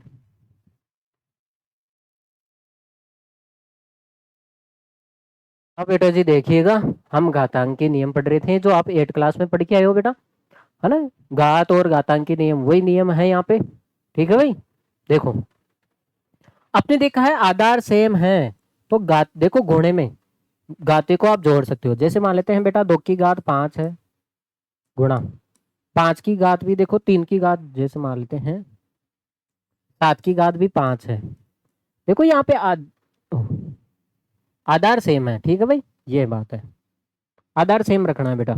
जैसे मान लेते हैं 2 की घात 5 है और यहाँ पे 2 की घात 7 है, तो आपने देखा आधार सेम है 2, तो गातों को गुणे में तो गाते जुड़ती है, जब आधार सेम हो तो गुणे में गाते जुड़ती है। ठीक है भाई, बार हो जाएगी। ठीक है, जैसे मान लेते हैं बेटा 5 की पावर 3 है और 5 की पावर यहाँ पे 4 है, तो आधार सेम है, आधार सेम है 5 और 5, तो गुणे में गाते क्या हो जाती है बेटा, जुड़ जाती है। तो 3 + 4 कितना हो जाएगा बेटा, 7 हो जाएगा। यहाँ पे भी घातों को क्या कर दोगे बेटा, जोड़ दोगे। ठीक है भाई, यहाँ पे 5 + 7 कितना हो जाएगा बेटा, 2 की घात 12। अब देखो यहाँ पे भाग में जैसे मान लेते हैं बेटा 2 की घात 5 है, भाजक है 2 की घात 3 है। देखो आधार सेम है, तो आधार सेम है तो आप ये ध्यान रखोगे बेटा गुणे में तो घातें जुड़ती है और भाग में क्या हो जाती है बेटा, घट जाती है। तो ये 2 की पावर कितनी हो जाएगी बेटा, 5 में से आप 3 घटा दोगे तो 2 की पावर 2 हो जाएगी। आप इसको ऐसे भी लिख सकते हो बेटा, जैसे 2 की घात 5 है और 2 की घात 3 है, भाग में है, ये क्या है बेटा, भाग में है। जब आधार सेम हो, आधार सेम हो तो भाग में गाते घट जाएगी, और घटेगी कैसे, हमेशा ऊपर वाले में से नीचे वाली घटेगी। तो 5 में से आप 3 घटाओगे तो कितना जाएगा, 2 की पावर 2। आगे बस में, तो ऐसे तो ध्यान रखना है बेटा, आधार सेम है तो गुणे में तो गाते जुड़ती है, और आधार सेम है तो भाग में गाते घटती हैं। ठीक है भाई, ये हो गया 2 रूल। तो देखो आगे चलते हैं, पढ़ रखे हैं आपने 8 क्लास में, इसलिए मैं थोड़ा ज़्यादा नहीं लूंगा इसको। ठीक है भाई, अगला देखो, देखिए आप लोग अगला सवाल देखो आप। ये है। अब देखो क्या है, अब देखो आधार तो अलग अलग है लेकिन घातें सेम है। जैसे मान लेते हैं 2 की घात 3 आ रही है और 5 की घात भी कितनी आ रही है बेटा, 3 आ रही है।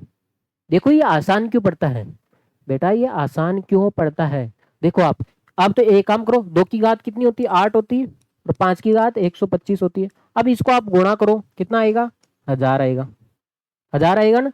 तो आप देखो ये ऐसे गुणा करोगे तो बहुत ज्यादा पड़ जाता है। तो आप ये देखो ना भाई, इसका आंसर शॉर्टकट आ जाएगा।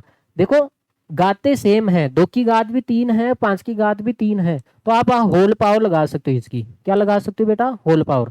इसका मतलब ये क्या हो गया, 10, 10 की घात 3, 10 का क्यूब कितना होता है, 1000। तो ये आसान पड़ा ना। तो ये कभी कभार आसान बना देता है, इसलिए हम घातांक के नियम का क्या कर देते हैं, हम उपयोग कर लेते हैं। ठीक है भाई, इसलिए ठीक है भाई। तो आपको ये ध्यान देना है, जब घाते क्या हो, सेम हो, तो आप होल पावर लगा दो। चाहे गुणे की बात हो चाहे भाग की बात हो। जैसे मान लेते हैं 2 की घात 7 है, यहाँ पे 5 की घात 7 है, दोनों की घात कितनी है बेटा, 7 है। तो आप ऐसे लगा सकते हो ना, होल पावर 7, बेटा होल पावर 7 लगा सकते हो ऐसे। तो ये भाग में है। ठीक है भाई, इसको आप भाग में भी ऐसे लिख सकते हो, 2 की घात 7 भाजक 5 की पावर 7। तो आपने देखा है होल पावर है, क्या है बेटा, अरे कॉमन। देखो कॉमन क्या आ रहा है यहाँ पे, 7 घात कॉमन आ रही है। देखो यहाँ पे भी 7 है और यहाँ पे भी 7 है, तो आप होल पावर लगा दो। ठीक है भाई, होल पावर लगा दो। ठीक है, तो ये दोनों की पावर हो जाएगी। आगे बात में, तो आपने देखा होगा जब आधार सेम है तो गुणे में गाते जुड़ती है और भाग में गाते घटती है। जब आधार सेम हो, जब गाते सेम हो, न तो जोड़ना है न घटाना है, आपको केवल होल पावर लगाना है। ठीक है, चाहे गुणे में हो चाहे आप भाग में हो। ठीक है भाई, होल पावर लगा दो आप। अब देखो अगला, हाँ, पावर के ऊपर पावर हो। जैसे मान लेते हैं बेटा 2 की पावर 3 है और उसकी पावर कितनी है, 5 है। जब घात के ऊपर घात हो तो घाते क्या हो जाती है बेटा, गुणा हो जाती है। इसका मतलब 2 की घात कितनी होगी, ये 15 होगी। क्या होगी बेटा, 2 की घात 15 हो गई। आगे बस में, जैसे आपको मैं उदाहरण दे देता हूँ, कैसे हुई ये 15। अरे आप मुझे एक बात बताना, जैसे अब मैं छोटा ही उदाहरण ले लेता हूँ, 2 की घात 3 है और उसकी घात कितनी है, 4 है। देखो ये 2 की घात 3 है, ये घात कितनी है, 4 है। इसका मतलब 2 की घात 3 को कितनी बार लिखोगे बेटा, 4 बार से लिखोगे। बेटा ये पावर कितनी है, 4 है, तो इसलिए इसको कितनी बार लिखोगे बेटा, 4 बार ही लिखोगे। अब 2 की घात 3 है, अब इसको फिर से खोल लो, 2 गुणा 2 गुणा 2। इसको आप फिर से खोल दो बेटा, 2 गुणा 2 गुणा 2। इसको भी आप खोल दो, 2 गुणा 2 गुणा 2। इसको भी आप खोल दो बेटा, 2 गुणा 2 गुणा 2।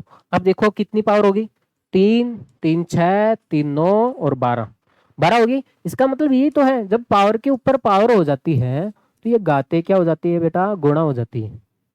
पावर क्या हो जाती है बेटा, गुणा हो जाती है। इसलिए 2 की घात कितनी होगी, ये 12। यहाँ पे भी कितनी आई, 2 की घात 12। तो ये हमारा देसी तरीका है और ये है। ठीक है, तो आप ये ध्यान रखोगे, जब पावर के ऊपर पावर हो तो पावर क्या हो जाती है बेटा, गुणे में हो जाती है। ठीक है भाई। अब देखो बेटा, किसी की भी पावर 0 करो, चाहे दुनिया में कौन सी जितनी भी बड़ी संख्या है, जैसे मैंने लिख दिया 8 9 5 7 6 9 3, जितनी भी बड़ी संख्या आप जितनी लिख सकते हो, अगर उसकी पावर आप 0 करोगे तो हमेशा आंसर कितना आएगा, 1 आएगा। क्योंकि किसी की भी आप घात 0 करते हो तो हमेशा आंसर कितना आता है, 1 आता है। आप ऐसे नहीं बोलोगे, कोई बोल दे अगर 0 की पावर 0 कर दे तो तब तो 0 ही आना है। लेकिन इसके अलावा आप किसी की भी पावर आप 0 करो तो कितना आएगा बेटा, 0 ही आएगा, 1 आएगा। ठीक है भाई। और आगे बस में, दुनिया में कौन सी भी संख्या है, कितनी भी बड़ी संख्या है, चाहे इतनी है चाहे इतनी है चाहे इतनी है, उसकी अगर पावर 0 करते हो तो हमेशा आंसर कितना आएगा, 1 आएगा। ठीक है भाई, आप इसको नोट कर लो। बस आखिरी बात है, लास्ट है ना, इसके बाद में खत्म हो जाएगा। जैसे मान लेते हैं बेटा, समझते हो आप इसको, ये 2 की घात मान लेते हैं 7 है, मेरे को पसंद नहीं है भाग में, तो अब मैं क्या कर रहा हूँ, इसको ऊपर ले जाना चाह रहा हूँ। इसको क्या ले जाना चाह रहा हूँ, ऊपर ले जाना चाह रहा हूँ। ये 2 के भाग में है ना, ये भाग में, मैं इसको ऊपर ले जाना चाह रहा हूँ। तो ऊपर ले जाओगे ना बेटा, तो फर्क इतना ही आएगा, जो ये प्लस में घात है वो यहाँ पे कहाँ पे हो जाएगी बेटा, माइनस में हो जाएगी। आगे बात में, प्लस की घात है ऊपर जाते किस में हो जाएगी, माइनस में हो जाएगी। अब देखो एक और उदाहरण है, जैसे मान लेते हैं ये 5 की घात मान लेते हैं 8 है, माइनस में। किस में है बेटा? माइनस में। 5 की घात माइनस का 8 है, तो मैं इसको ऊपर ले जाऊं तो ये घात क्या हो जाएगी बेटा? हमेशा, अब जी माइनस में थी ये, अब किस में हो जाएगी बेटा? प्लस में हो जाएगी। ठीक है भाई, इसका मतलब है जब आप नीचे से ऊपर ले जाते हो तो घात प्लस में है तो माइनस में हो जाएगी, और माइनस में है तो किस में हो जाएगी बेटा? प्लस में हो जाएगी। अब ऐसा उल्टा भी हो सकता है, जैसे ही है 2 की घात माइनस का 7 है।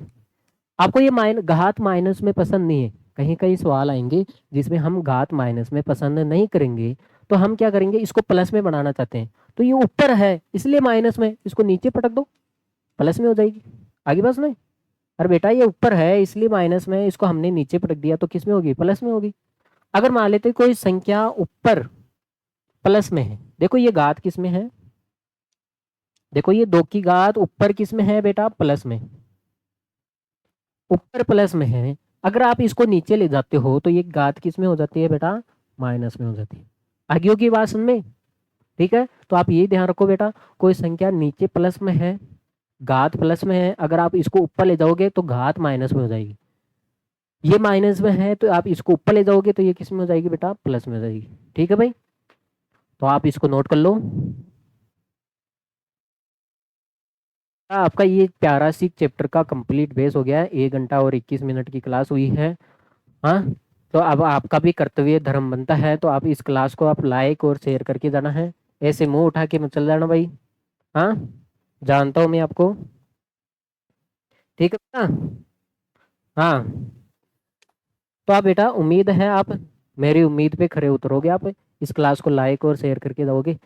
भाई मोदी जी का ही थोड़ी ना है देश के प्रति। हाँ, आप भी अपना देशभक्ति दिखाओ, लाइक और शेयर करके दो भाई। ठीक है भाई? हाँ, thanks for watching this class. ठीक है बेटा? ओके बेटा। हाँ, जो बच्चे नए हैं तो हमारे चैनल से जुड़ जाए, सब्सक्राइब करें। ठीक है? हाँ, और अपने जाते जाते आप अपने दोस्तों को बता दें, हमने 8 क्लास, 9th क्लास और 10th क्लास, ठीक है भाई, ये सारी क्लासें डाल दी हैं। अब जाके अपने मित्रों को सूचित करें, सूचना करें भाई। ओके बेटा, take care, see you, bye, love you.